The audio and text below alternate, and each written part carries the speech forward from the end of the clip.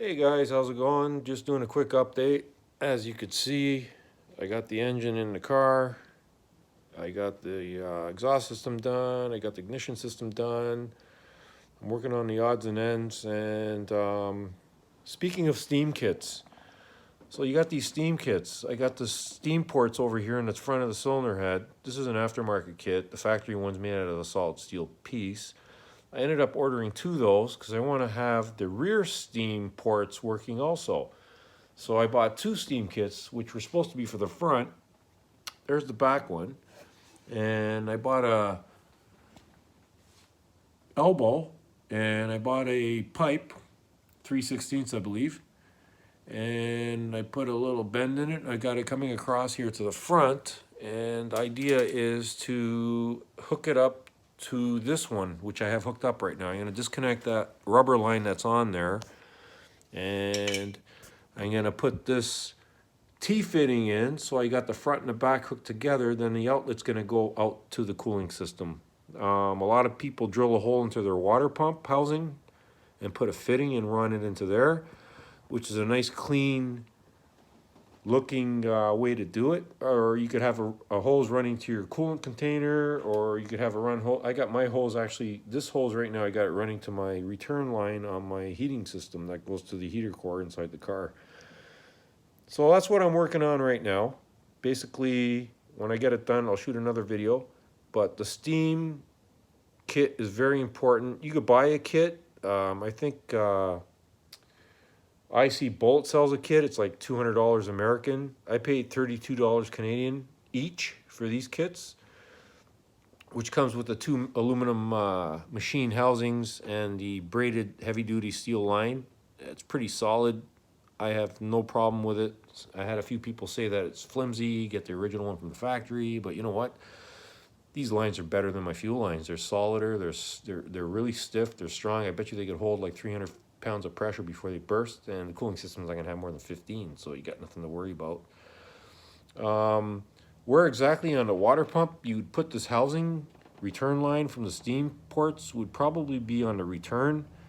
Since the LS motors have a reverse cooling system, the coolant's in the car, and then it comes out down to the bottom of the rad, into the rad, and out and up through the top again and sucked back in. So, I mean, you could actually put the housing, I could actually drill a hole right into this housing over here and have the line hook into there, or I could just hook it right back up to where it was, which goes into my line, which is kind of sloppy. I don't like that hose hanging over there. I'd rather have it solid going right into the cooling system, into the water pump somewhere.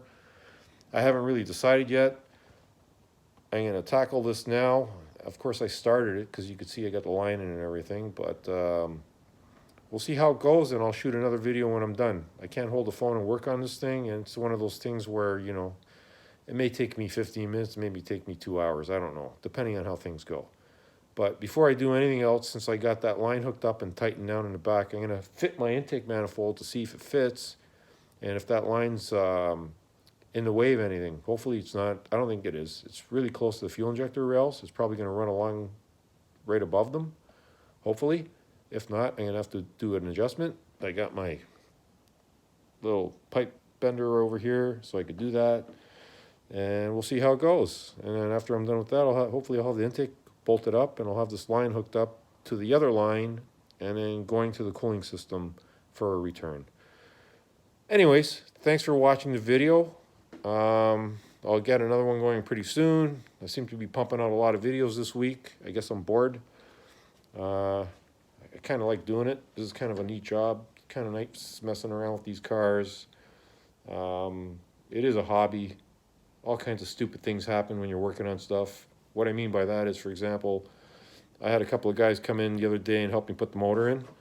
And of course, they did in the air conditioning housing over here. I don't know if you could see it. You could see like a tinfoil kind of thing I put in there. Anyways, they just put a hole right through the air conditioning housing, and basically I had to put a sheet of fiberglass there. And once that dried, I got some high heat reflective tape and I put it over it, and you know what? It looks good. It looks all right. You can't even tell that there was a problem with it. I'm happy with it. I was really upset when it happened, when it broke. Of course, you know, this is a 40-year-old car. Good luck getting that part. let alone taking that thing off and putting another one in. Probably got to pull the motor back out again, who knows. Doesn't look like there's a lot of room to mess around with that thing. But it's fixed, problem solved. You can see that metal, it looks like metal. It's just a sheet of high heat aluminum reflective tape that sticks on, and behind that I got the fiberglass sheet, and it plugged the holes up. They did a pretty good job punching holes into that thing, I'll tell you. The motor wasn't quite going in properly the way you'd think it would, and it tilted over to the passenger side, and the valve cover housing boss that holds the coil packs put a hole right through that thing, and it cracked right down the middle all the way down to the bottom of it. Anyways, it's all fixed now, and I'm going to go ahead and tackle this cooling line, and you guys can check it out in the next video. Thanks for watching. Hope you tune in. Hope you subscribe. Have a good one. Talk to you soon.